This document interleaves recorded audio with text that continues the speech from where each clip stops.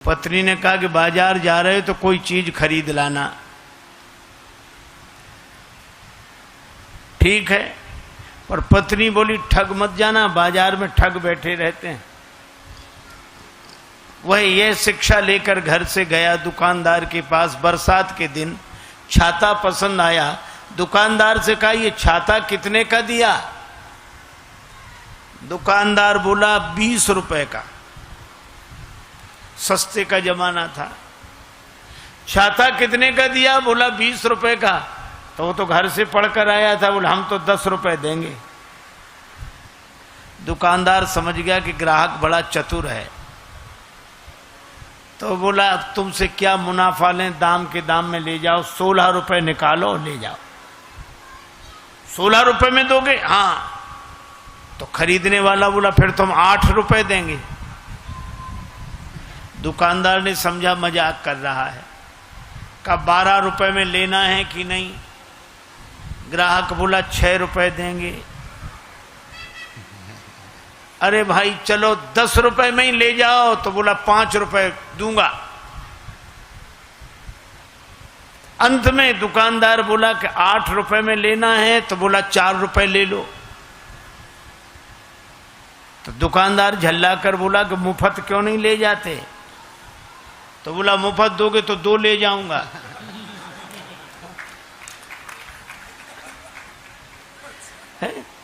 अब बोलो छाते जैसी चीज उसे मिली नहीं।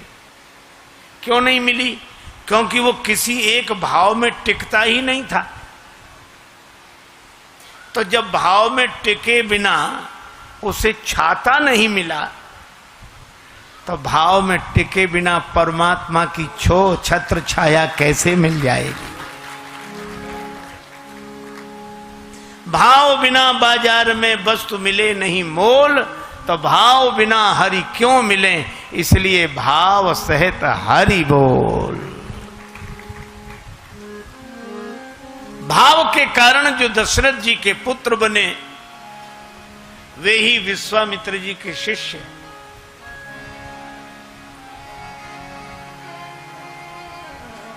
भगवान श्री राम ने विश्वामित्र जी के यज्ञ की रक्षा की।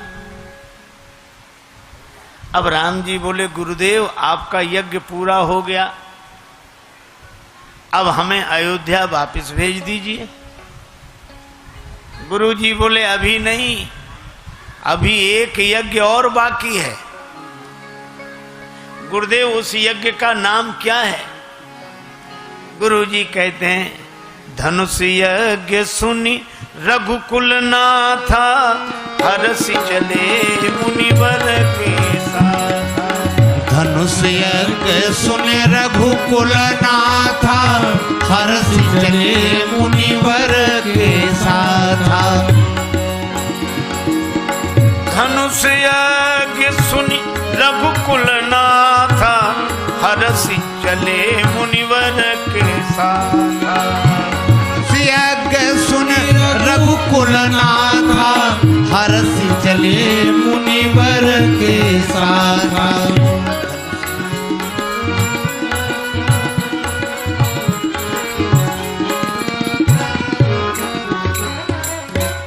विश्वामित्र जी ने कहा अभी धनुष यज्ञ बाकी है, और हमें एक भरोसा हो गया कि आपके कारण हमारा यज्ञ पूरा हुआ, तो जनक जी का यज्ञ भी आपके ही कारण पूरा होगा। चल दिए श्री राम जी। आगे आगे विश्वामित्र महामुनि, आगे आगे विश्वामित्र महामुनि, पाछे से लक्ष्मण अतुल बली, पाछे से लक्ष्मण अतुल बली। भज दशरथ नंदन जनक लली, भज दशरथ नंदन जनक लली। भज दशरथ नंदन जनक लली, भज दशरथ नंदन जनक लली।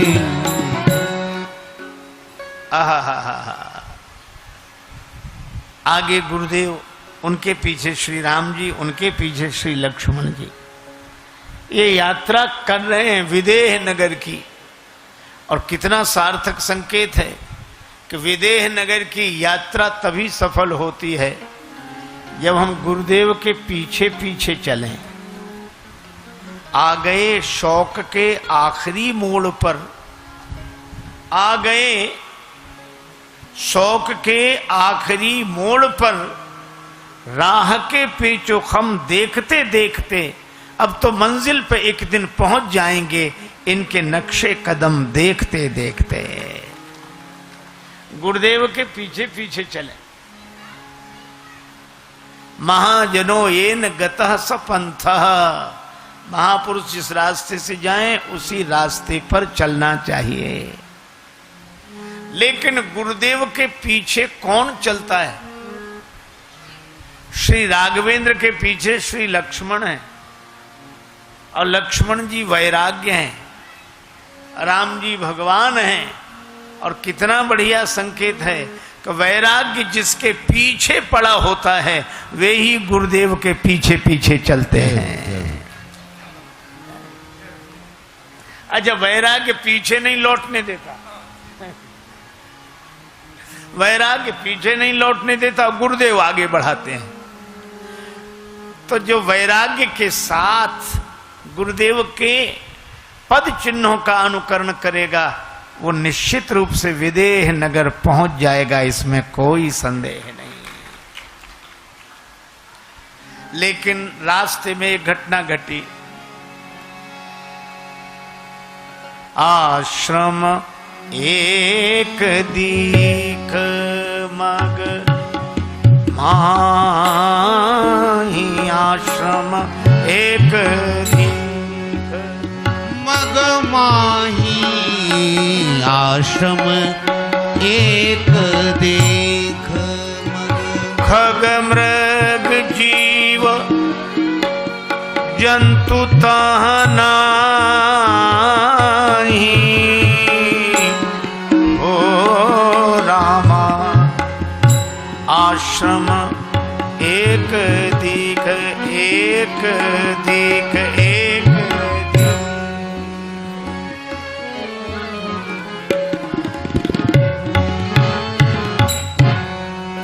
एक आश्रम दिखाई दिया, लेकिन यह आश्रम बड़ा अद्भुत है।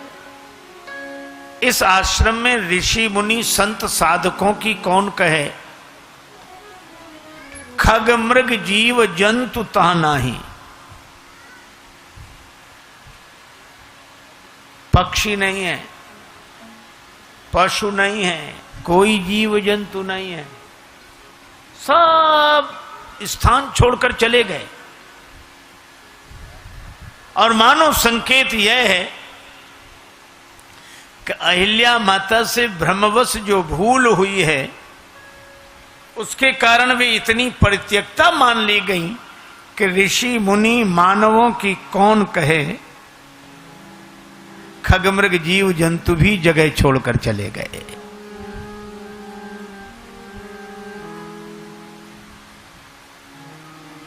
लेकिन अहिल्या जी वहीं पड़ी हैं, पत्थर की शिला बनी पड़ी हैं, और संकेत यह है चाहे सब साथ छोड़ दें पर जो भगवान का भरोसा रखकर अयोध्या और जनकपुर के पथ पर पत्थर बनकर पड़ा रहता है उसे परमात्मा के पास नहीं जाना पड़ता, परमात्मा उसके पास चलकर आ जाते हैं। छोड़ दिया कोई बात नहीं। तभी तो श्री सदगुरुदेव नानक जी महाराज कहते हैं, संग सखा सब तजी गए,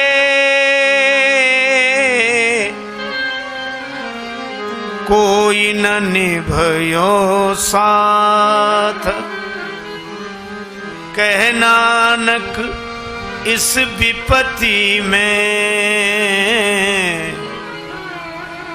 एक टेक रघुनाथ।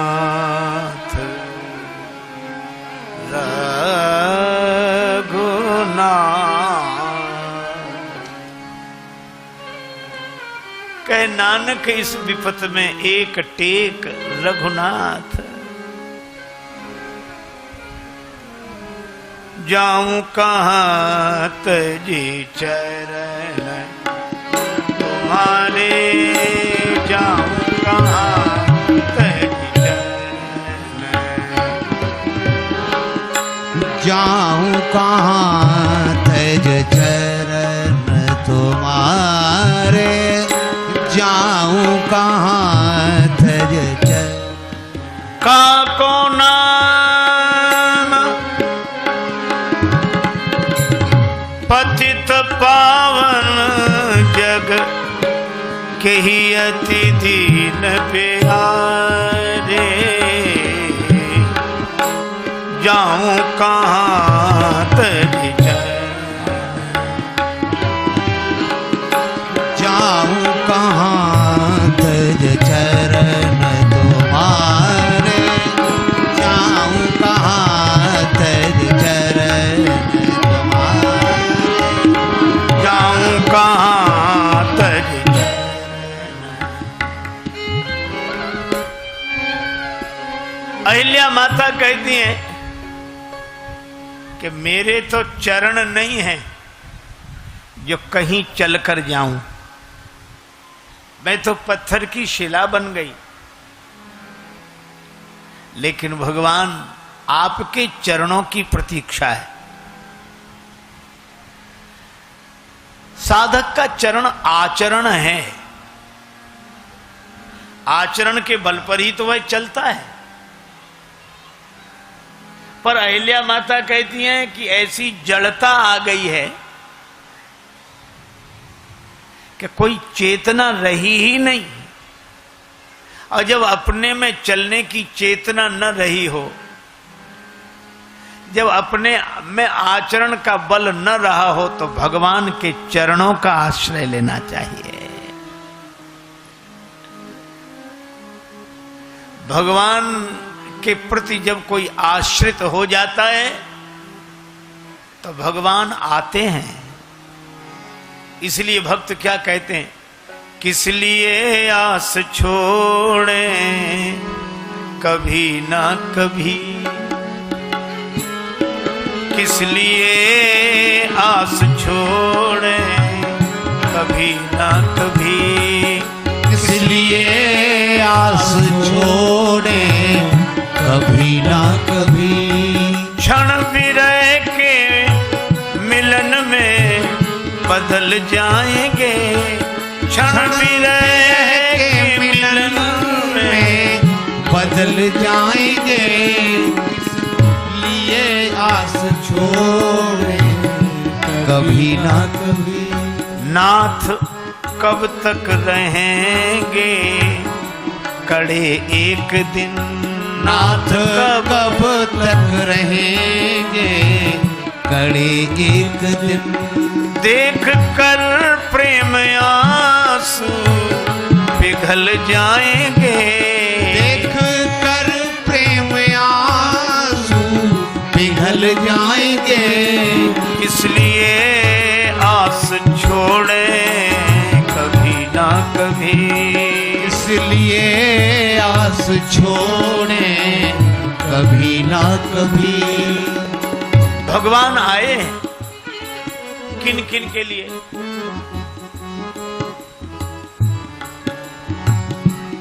शबरी के वट जटायु अहिल्यादि के, सबरी के वट जटायु अहिल्यादि के।